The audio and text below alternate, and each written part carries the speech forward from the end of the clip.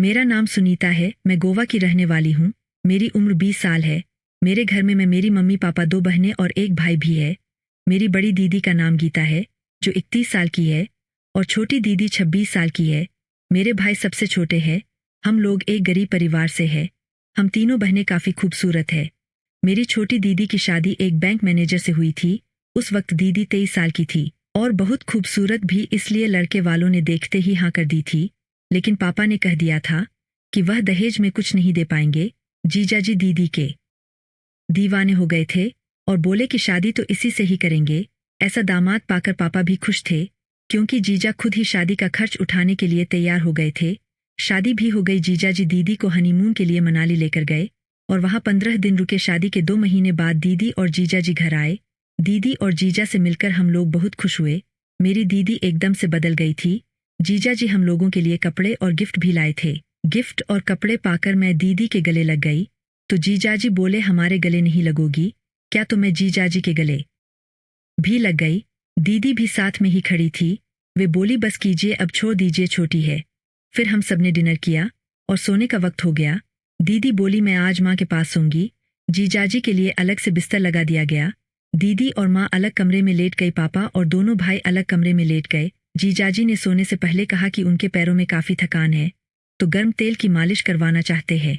माँ ने यह जिम्मेदारी मुझे सौंप दी। यह सुनकर मैं शर्मा गई, तो माँ कहने लगी तुम तो उनकी चहेती साली हो, जाकर पैर में मालिश कर दो। अगर नहीं करोगे तो वह सोचेंगे कि यहाँ कोई उनकी सेवा करने वाला नहीं है। इसलिए मैं तेल गर्म करके उनके पास मालिश करने चली गई। मेरे साथ दीदी भी जीजाजी के रूम तक आई थी। वह कहकर चली गई कि सुनीता आपके पैर की मालिश करेगी और फिर यहीं पर सोएगी। दीदी के जाने के बाद जीजा ने दरवाजा बंद करने के लिए कहा, यह कहकर कि अगर पापा ने देख लिया तो अच्छा नहीं लगेगा। मैंने उठकर दरवाजा बंद कर दिया।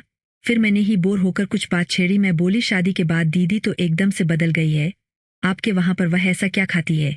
जीजाजी तुम्हें भी वैसा ही बनना है क्या? मैं बोली हाँ जीजाजी, शादी के बाद तुम भी ऐसे ही बन जाओगी। वैसे कितने साल की हो गई हो? मैं बोली 20 की। जीजाजी बोले लगती तो नहीं, कोई बॉयफ्रेंड वगैरह है या नहीं? इस पर मैं शर्मा कर बोली नहीं, लेकिन मैं 20 की क्यों नहीं लगती? जीजाजी बोले बस नहीं लगती। मैं बोली लेकिन क्यों? जीजाजी बोले अब तुम्हें कैसे समझाऊं? मैं बोली बताइए ना, मैं जानना चाहती हूँ। जीजाजी बोले ठीक है, लेकिन वादा करो कि यह बातें तुम किसी से नहीं कहोगी, तभी मैं बता सकता हूँ। मैं बोली हाँ पक्का वादा, किसी से नहीं कहूंगी। जीजाजी बोले हाँ तुम्हारी दीदी को देखो, शादी से पहले कैसी थी और अब कैसी हो गई है। मैं बोली हाँ वह तो मैं देख रही हूँ, तभी तो पूछ रही हूँ। मैं शर्मा तो रही थी, फिर भी कह दिया नहीं आप बता। फिर वह बोले तुम दरवाजे की कुंडी लगा लो ताकि कोई डिस्टर्ब ना करे, फिर मैं तुम्हें ज्ञान दूंगा। मैं जाने लगी तो बोले एक बार सबको देख आओ कि सब सो गए हो। मैंने जाकर चेक किया तो सब सो चुके थे। जल्दी से मैं जीजाजी के पास पहुंची और उन्होंने मुझको सब बताया और फिर प्रैक्टिकल करके भी दिखाया।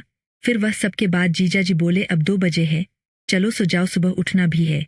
फिर मुझे कब नींद आई मुझे पता नहीं चला। तो दोस्तों, कैसी लगी हमारी कहानी आप हमें कमेंट बॉक्स में जरूर बताएं और हमारे चैनल पर नए हो तो हमारे चैनल को सब्सक्राइब